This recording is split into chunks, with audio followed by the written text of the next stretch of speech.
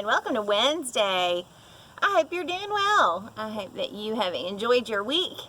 We're having a little bit of overcast weather this week, which is okay because we need that rain, don't we? We need those plants to grow nice and pretty and water all the things.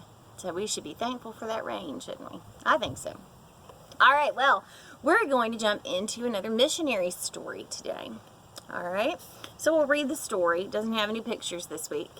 We'll read our story, and then we're going to have a little bit of a talk about our story, okay? The name of this story that we're going to read is Only One Page.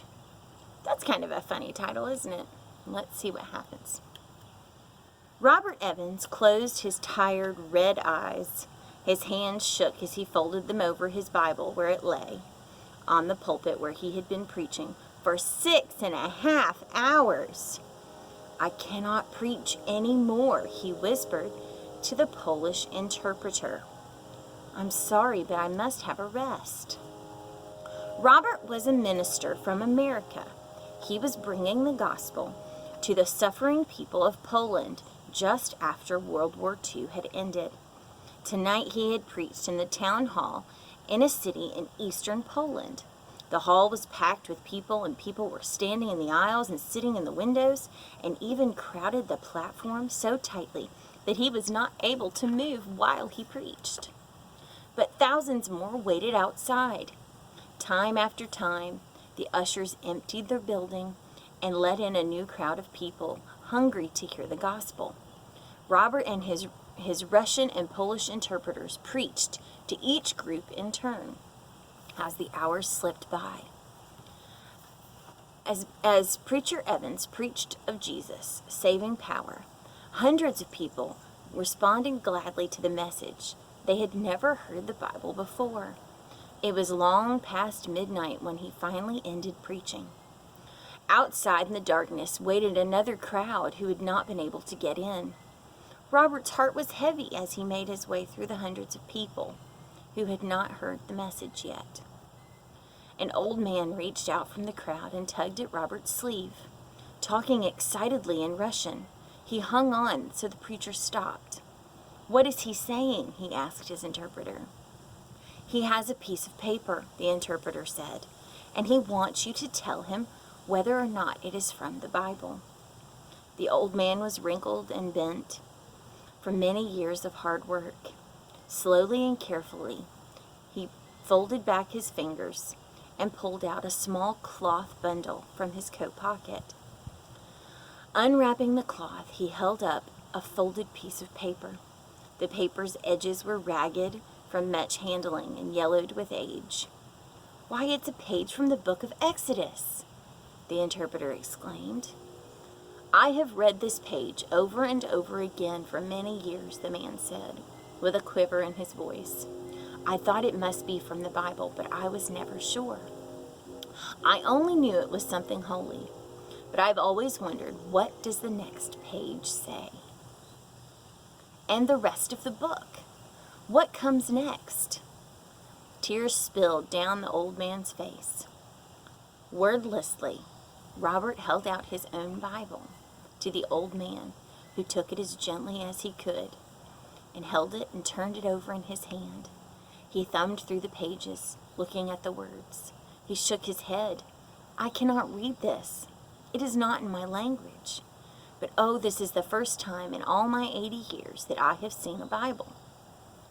As Robert Evans trudged back to his lodging for the night, he thought of all the Bibles in his own country. There were Bibles in the churches, Bibles in the bookstores, Bibles in the homes, where people didn't even bother to read them. It isn't fair, he thought. I have many Bibles in different sizes and translations in my own home, and he only has one page. Now, this man in this story is a real person. Robert Evans was born in West Africa. His parents were missionaries as well. He became concerned about all the people after World War II who had not heard the gospel, so he decided to go there and preach to them. In 1952, he started something called the European Bible Institute, which continues to send Bibles to missionaries and different people in Europe. And I think that's pretty cool. Now, think about in your house. Think about how many Bibles you might have in your house. I thought about that today when I was looking at the story. Now, this is a little bitty Bible that I have. I take this Bible when we go to camp. I carry it in my backpack when we're at camp in case we need to look at something. But what I wanted to point out were the pages. If you have a Bible at home, you can do the same thing. Look at the pages in the Bible. Bible pages aren't thick like drawing paper or picture books and things like that. They're very thin pages. Sometimes in some Bibles they're super thin pages, right? And you can almost see right through them. And just think, that old man in the story held on to that one page because that was all that he had. I think that's pretty awesome that he held on to it so hard. And I hope that at some point that gentleman got a Bible that he could read in his own language. We've talked about that in some of the other stories where missionaries took Bibles or sent Bibles to people in different countries, didn't we? And I think what we can take away from that is think about how blessed we are. We have the Word of God at our fingertips, literally. My phone that I record these videos on, it has a Bible on it. But there are people still in the world, not just in 1952. There's people still in the world who don't have Bibles. And there are lots of wonderful organizations that make sure those people can have Bibles and be able to read all of the wonderful stories and all the good things that God has done for us.